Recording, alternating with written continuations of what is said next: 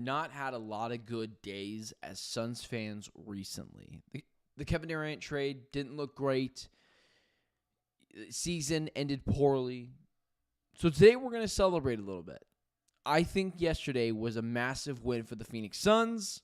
So let's talk about it all next. The Ben Garcia Show. Yeah. Woo. Best show in the land. Yup. Listen. Come and get your information from Ben Garcia. Get the latest on your quarterback, running backs, and receivers. Tune in, so any other show you don't need them. Any news that he giving out, please just believe him. Giving out the latest prediction and top-notch analysis. Wanna hear the truth, better have thick skin like callus. The latest move that your team just made can be damaging. The dudes ain't speaking no facts, they just be rambling. Lights, camera, action, turn on the show, go get the cameraman. Yeah. Lights, camera, action, turn on the show, go get the cameraman. The Ben Garcia Show. What is up, guys? Welcome in to yet another edition of the Ben Garcia Show. Thank you so much for making me a part of your day early on a Thursday morning. However you are watching, wherever you are watching, thank you for making the Ben Garcia Show a part of your day. Don't forget to like, share, subscribe, potentially even tell a friend about the Ben Garcia Show, as well as follow me on all social media platforms at Ben Garcia Show. You guys have been doing both of those things in bunches, so if you would like to join the Ben Garcia Show army, I don't want to call it a fan club. I don't feel like I'm cool enough to have fans, but listeners, do that there. Like, share, subscribe. Follow me on all social media platforms at Ben Garcia Show. I mentioned this in the tease. The Suns have not had many good days recently. And as someone on this channel who has held the feet to the fire of the front office, and I've went after Matt Ishbia, and I've went after Brian Gregory, and I've went after the Phoenix Suns, like, you guys have been here. You understand this show. I will praise this team when it's time to be praised, and you better believe I'm going to bring the hammer down like I did on Monday when this team continues to be dysfunctional. Yesterday was a win.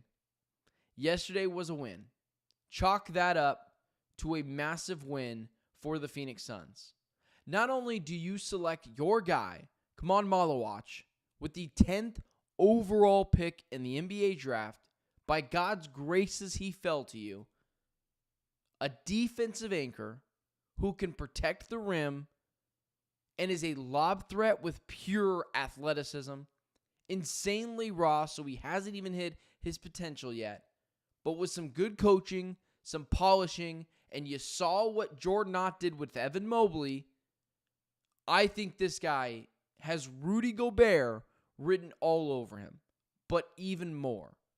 I think because of his ability to defend, I think because of his athleticism, I think Khaman Maluach is Rudy Gobert in waiting. But I believe even better. And I understand that's high praise. But sometimes you really believe something and you think it's going to come true. Because of his athleticism around the rim, and because defensively, his upside as an anchor there. But it's not just around the rim. I don't think this guy's going to get played off floors because, one, he can shoot the free throw. And two, lateral quickness is a real thing with this guy. He's a real athlete. He gets switched on to guards. I don't think there's going to be trouble for him to be easily taken to the rim.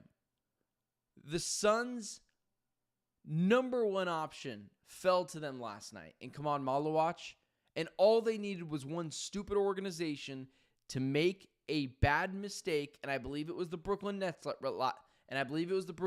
last night taking the BYU kid, and that was a recipe for perfection for the Phoenix Suns.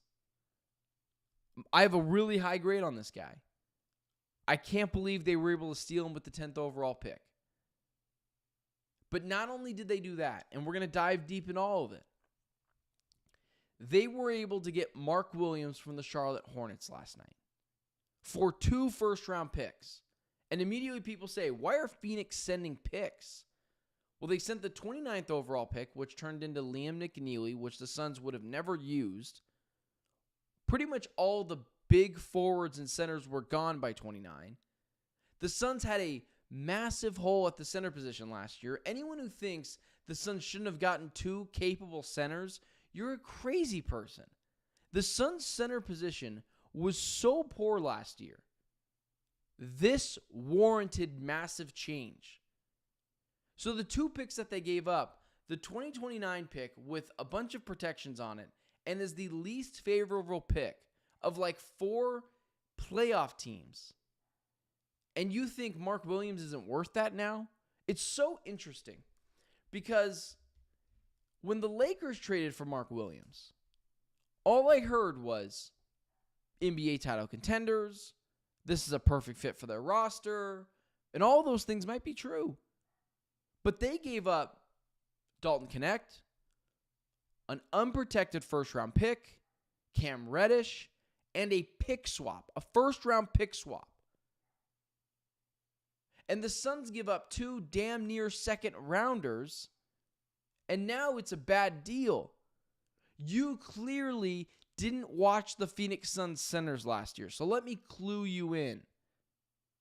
Nick Richards, Mason Plumlee led this team last year in the front court. It was a miserable place to be. So you get those 2 guys out and bring in a hyper-athletic center in Malawatch, although raw, and a guy in Mark Williams who is miscast in Charlotte and is a walking double-double. Yeah, I think I'm going to go ahead and take the Suns' side on this one. So the Suns absolutely crushed it last night. It could not have gone much better. And when we're talking about now's the point in the show where I am going to bounce around just a little bit. But let's talk about this. Why did the Suns go get Mark Williams? Well, it's pretty obvious. The center position was so miserable for this team last year. Nick Richards, Mason Plumlee, as mentioned it before. And now I believe you're going to move on from Nick Richards. What can you get back for him? I don't know. But I do think you can recoup 1 or 2 second-round picks for a guy that doesn't cost that much money. And in a league where some teams do need a backup center, and that's what I believe he is. You know, my guy Brian Abdul in the chat, we traded 2 first-round picks for a guy that plays about half his games. Sure, it's a valid concern.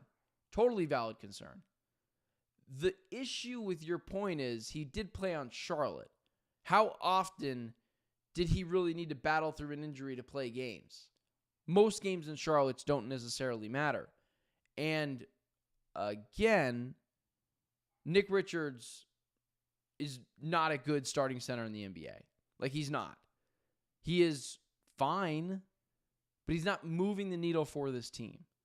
Mark Williams, there's a reason why he started over Nick Richards in Charlotte, even though Mark Richards, like you're trying to say, had an injury history. I love the deal for the Suns. Yeah, sure, injuries are a thing. If the Suns can keep this guy upright, which is an if, it's a steal. I'd be more concerned about his contract extension that he's eligible for next year when he's a restricted free agent. That is something I'd be way more cautious of. And yeah, the pending physical is a big thing. And if he doesn't pass it, Suns get their picks back. Mark Williams goes back. But I love this deal. Truly, I do. And the Suns went from having no centers to what I believe are 2 very capable players. Not to mention, Kam Malawatch mentioned that he has a relationship already with Mark Williams. And yes, if the Suns, and there's this like debate here, and this is where I'm going to just jump around a little bit. There's also the point that is being made that I don't think the Suns knew Malawatch was going to be available at pick 10. That's why they made this deal. And should the Suns have backed out of this deal once they got Malawatch? Maybe. But again, they didn't give up anything for Mark Williams. They gave up 2 damn near second-round picks for Mark Williams, guys. The 29th overall pick last night, which was Liam McNeely, look who was available at the 29th overall pick. There's still players that are available that the Suns can get in the second round, and they could package their 2 second-round picks to move up.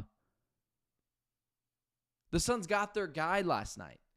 Now they have a glaring need at the 4 spot. I like Ryan Dunn. Obviously, this is the Ryan Dunn fan club, but they still have a open spot there where they need to get someone who can help, pull in a few rebounds.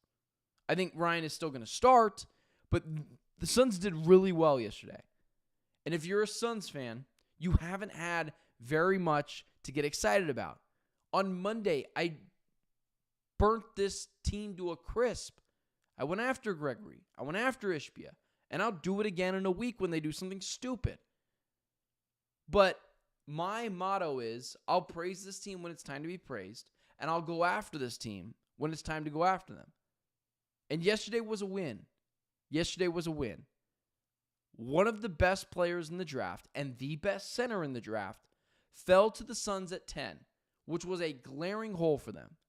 We kept talking about, man, if only the Suns had a top 7 pick, they would have picked this guy. Only if the Suns had a top 5 pick, they would have picked this guy. The only 2 players that I believe the Suns would have picked over Khaman Maluach is Dylan Harper and Cooper Flagg.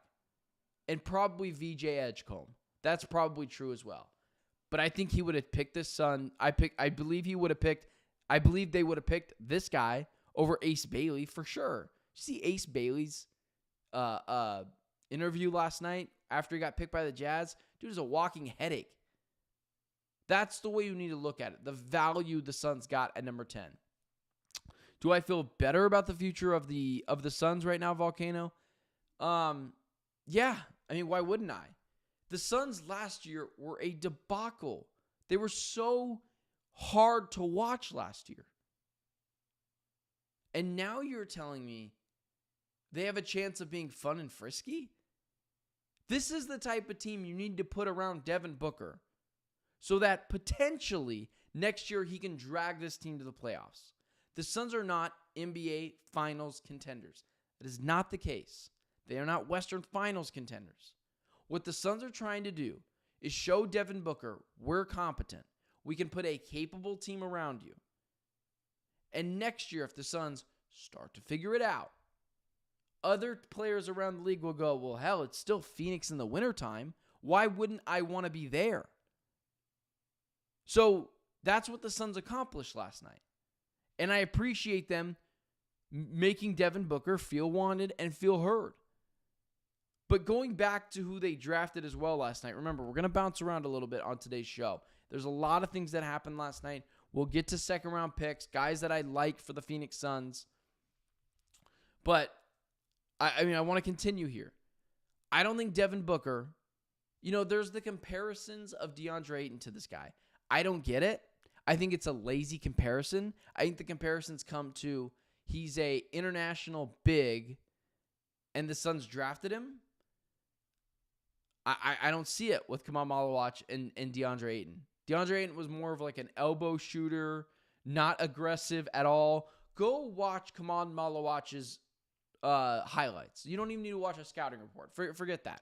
Watch the highlights. Tell me if you think that guy is not aggressive. I don't think Devin Booker has ever had a player like this who around the rim, if you throw a lob, he's going to come down with it. There were some concerns with the rebounding, especially in the Final Four, in terms of just this year. I think overall, he's a fine rebounder. I believe he had 0 rebounds against Houston in the Final Four. That's unacceptable. Totally agree. But outside of that, he's 7 foot with a 7'6" wingspan, guys. It's a ginormous individual. Him going up against other players, a ball comes off the rim, he's going to get it. That's what the Suns needed. They were a terrible rebounding team last year. And at number 10, it was either take the best center in the draft or, I believe, reach for Carter Bryant. Me and Brendan Clean, if you guys are watching Locked On Suns, we were pretty right about everything. We told you Carter Bryant, he might be a good player, but like, is he really that much better than Drake Powell? Thank God the Suns traded their 29th overall pick, because Drake Powell got selected in the early 20s. I guess that we did enough extensive research to know that guy's going to go earlier. We said we're not sure the big difference. Cedric Coward went at 13. He went to Memphis, good player. It was either Colin Murray-Boyles, who was not there, Cedric Coward, who ended up going to Memphis, who's a good shooter, but you needed size. Now when you look back at that Kevin Durant trade, you're talking about a 7', 7'6" wingspan player in Khaman Maluach, Jalen Green, who I'm still very skeptical about the fit. You can't change my mind on that until I see it, and Dylan Brooks. This team not only got a little bit better, but they got nastier and better defensively. All the things that the Phoenix Suns needed to do in this draft, in this offseason. Guys, I don't know how many times I have to say this. I do not toot the Suns' horn, especially a lot recently. Did you watch Monday's show? Did you see me go after them? I know you have PTSD. I'm not telling you to go out and celebrate like they won the championship. But get a little excited. Your team made a competent move. Brian Gregory, sounds like did a pretty good job on the phones. Good for him. He took advantage of a dumb team in the Charlotte Hornets, giving up on Mark Williams. There's no way that the Hornets couldn't get more for him. They already just did. They got a unprotected pick swap and an unprotected first-round pick. So 2 first-round picks for Mark Williams, Dalton Connect, who was a mid-first-round pick and looked pretty good last year, and Cam Reddish. And you are questioning that the Suns gave up the 29th overall pick. That is, if I'm not mistaken, the second to last first-round pick, and another pick, which is going to be the worst of 4 other teams' first-round picks, meaning it's going to be a late 20s pick. And let's say that all goes wrong. Let's say that the Suns screw it up, all those teams are bad, it's still a top 5 protected pick. I don't see the risk. I'm sorry, I don't. And going to those games last year, pulling my hair out, watching Nick Richards and Mason Plumlee be the centers of this team, it kind of makes you wish Kevin Durant was still here, because he probably would have thrived with these two guys. And it's a good pickup, guys. And if you go to a guy like Khaman Maluach, again, around the rim, aggressive, I don't see the comparisons to DeAndre Ayton, unless you're just trying to say international 7-foot center that the Suns drafted. That's the only comparison. This guy is from South Sudan. He played on the South Sudan Olympic team last year, if I'm not mistaken, at 17 years old, maybe just barely turning 18. And he held his own against USA in that exhibition game. Remember, South Sudan almost won that game. So, and then the other thing is, like, I see the vision if I'm Jordan Knott. Jordan Knott had Jared Allen and Evan Mobley. And do you know who played the biggest role in Evan Mobley's development over the past couple of seasons, especially this year? It was Jordan Knott. So I guess I should say over the past couple of years. This year, who was his guy? It was Evan Mobley. So if Jordan Knott, who played a massive role in Evan Mobley's development, got his guy in Kam Malawatch and potentially wants to make that guy shoot some threes and make him his development project, I'm all for it. This is where the 3D chess comes into play. You can't look at your team as well, this is what it is. This is Jordan Knott's team. Jordan Knott is developing and growing this team. And so him getting his guys to allow him to mold and to develop them is a good sign. It's a good thing. So I spent 20 minutes on it. Stellar draft by the Phoenix Suns in the first round. Quickly, not really that quickly, let's talk about some of the guys who the Suns could get in the second round. And I do want to take a second to kind of just look at some of the guys who didn't get picked in the first round. I actually thought Liam McNeely doesn't work for the Phoenix Suns, but when he got picked with the 29th overall pick, I was a little surprised that he was selected where he was, because I mean, like, he was a shooter, he was a sought after recruit last year. So those things were kind of shocking to me that he didn't. Sorry guys, I'm trying to grab this up too. That he didn't go a little bit earlier. So that was kind of shocking to me. But here are some guys that I'm looking at for the Phoenix Suns in the second round of the draft.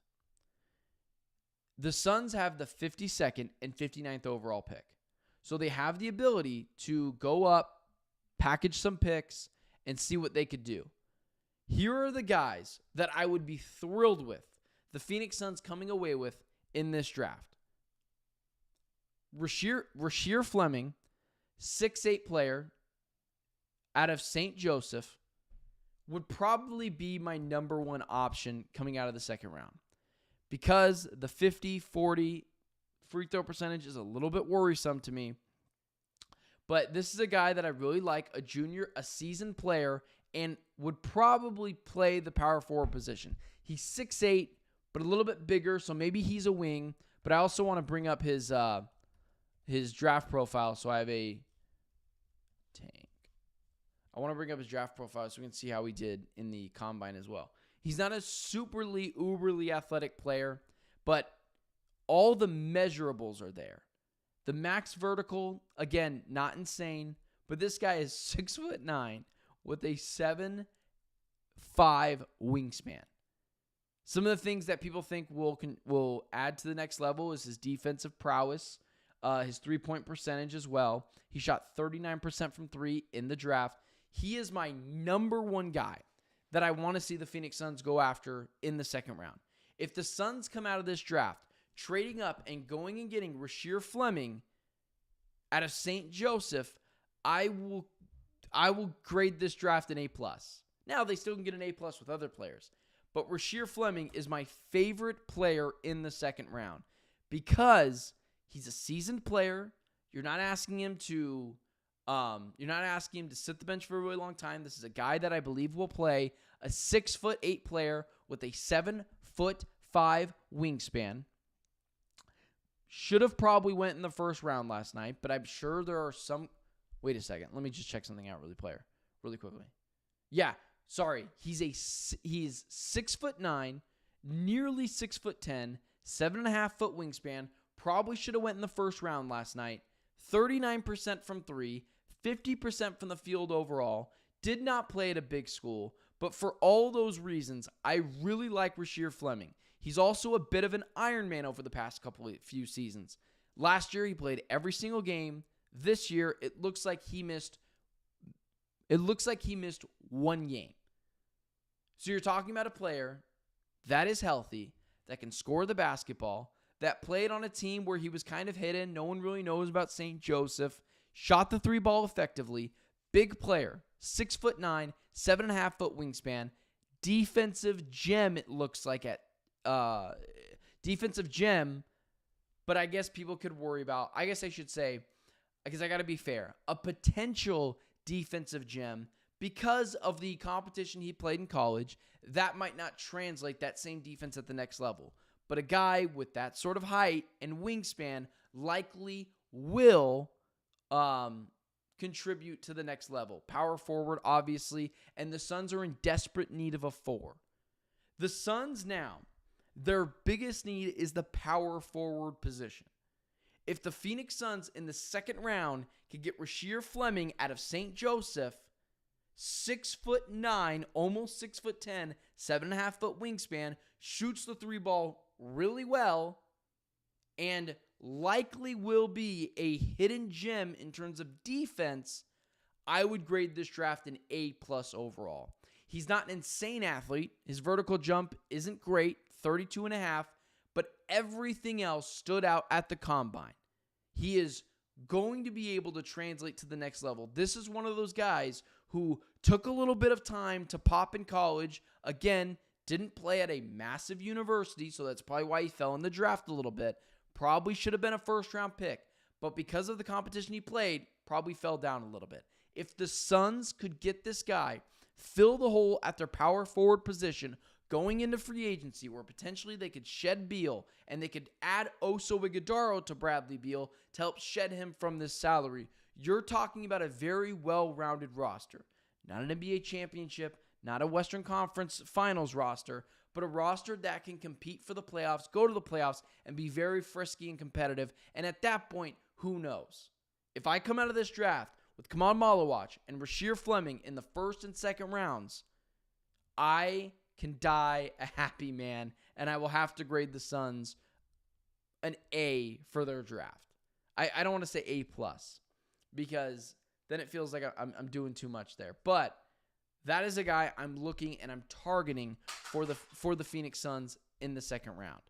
I don't know if you guys heard me, but that's a guy that I'm looking and targeting for the Phoenix Suns in the second round. I had something drop right in front of me. It was my mouse. But either way, that's what happens when you're excited. So he's my number one guy, and I don't think it's particularly close. He's my number one guy for the second round of the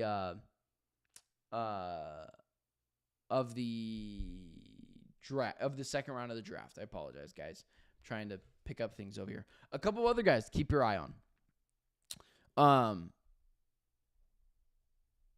I like Noah Penda. I think Noah Penda is a solid player. I really like his ability. Now here's the. Let me just say really quickly. He played in France. He's 20 years old, but he's a big player. The weight concerns are a little bit there for me, but in the second round, if he falls a little bit further, I'd be more interested in going into him. Adu Thiero. I really like Adu Thiero as well. The difference between me liking Fleming better than Thiero is Thiero, although is probably the best athlete in the draft, so I would not be against picking him. I'd probably still grade the Suns an A if they got him.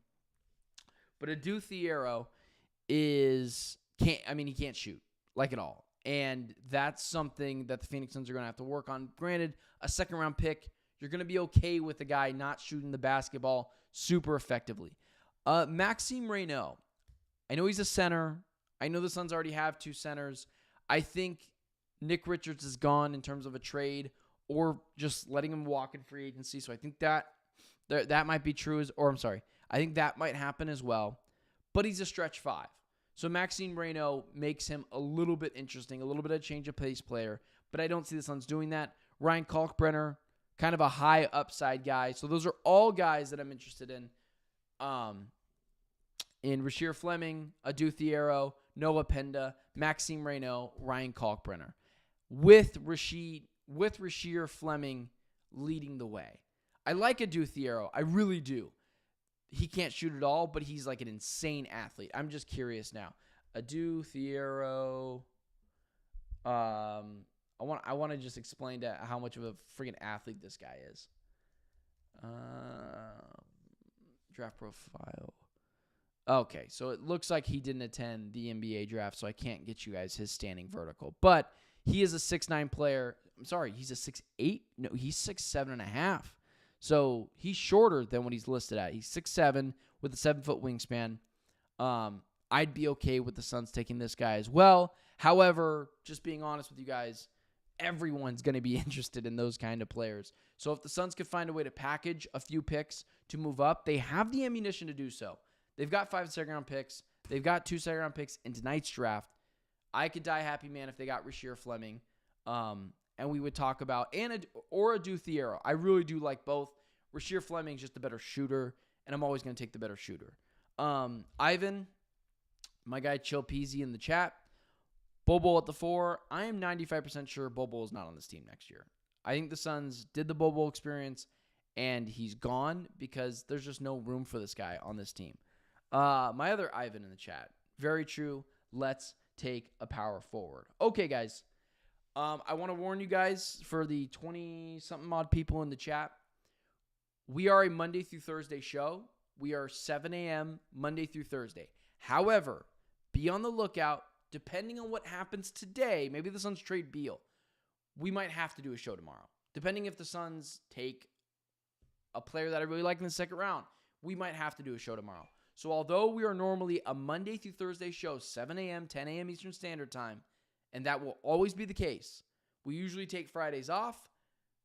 I'm not sure anymore if that's going to be the case because of what could happen in tonight's draft and the craziness that could happen in the NBA overall. However, guys, do me a favor. Like, share, subscribe. That'd be an amazing thing for you guys to do. For me, the chance to be able to grow on this channel has been amazing. So do me a favor. Like, share, subscribe. I'm here every day, Monday through Thursday, 7 a.m., talking all things Arizona sports. We didn't talk a lot of Cardinals this week.